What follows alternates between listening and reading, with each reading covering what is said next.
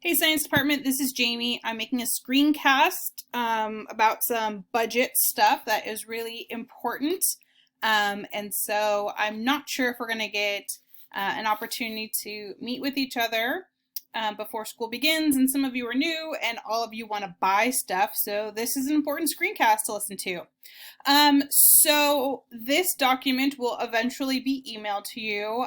You should put it in a safe place because this is going to answer about 90% of your questions. So how do you turn in an open purchase order? You cannot spend any money and expect to be reimbursed unless you have an open PO.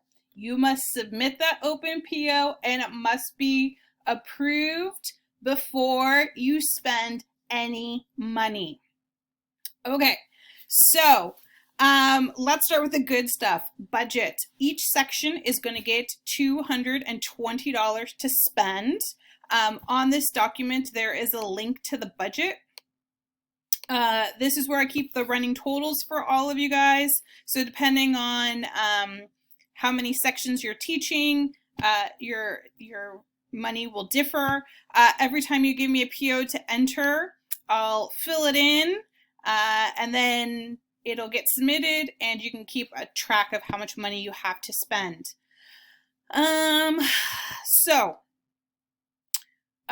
Remember, anything that you buy with section funds belongs to the department. So that means if somebody asks to borrow it, you should allow them to borrow it. That means if you leave, it stays at Carlmont. It does not travel with you. So first and foremost, the blank PO. So here's an example. And you can literally make a copy of this, put it in your drive, and then just print them out and turn them into me. So you're going to put your name here. You don't have to put your address. You are also the requester, so you're the vendor and the requester. And the PO is going to say open PO for however many dollars. It cannot exceed $500 to your name here. Right, so $500 PO to Jamie Abdillah for the purchase of lab and classroom supplies or specific equipment or whatever it is. You're going to put the amount over here. You are not going to include sales tax and shipping, please. So if it's a $500 PO, your total should be $500. You're going to sign it. You are either going to put it in the red folder in my office if we're in school, or if we're in distance learning, you can sign it and scan it and send it to me, but please don't do that on a regular basis when we're in session. Put it in my folder because it's just easier for me to keep track of things that way. I'll put in the budget code, I'll sign it, and then you will turn it into Sean if I give it back to you, or I'll turn it to Sean if I'm going down there. Once Sean has it, it takes about a week for it to get processed by the district. So you can very nicely send him an email asking, is my PO ready to spend on? And then you're spending your own money. Keep all of your receipts, don't lose any.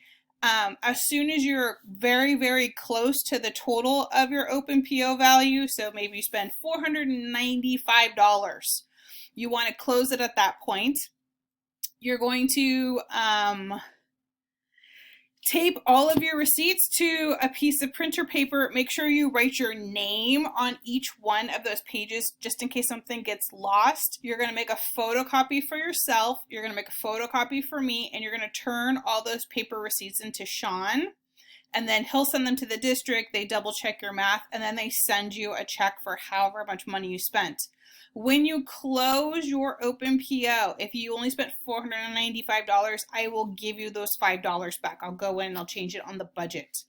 After you've closed your open PO, you're going to need to open another PO to spend any of your remaining section funds.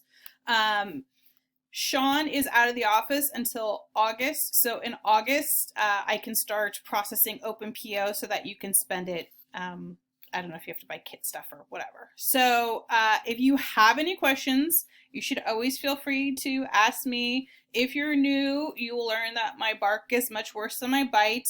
But if you have any questions about this, feel free to let me know. Bye.